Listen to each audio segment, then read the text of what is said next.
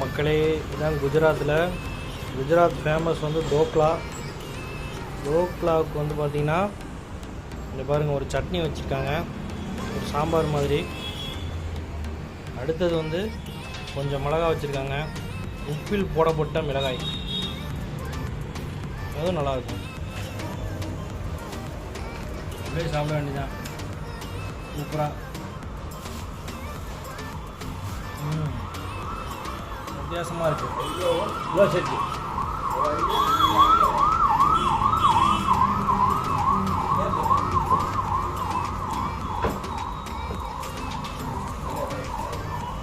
காலையில் ஃபுட்டே தான்.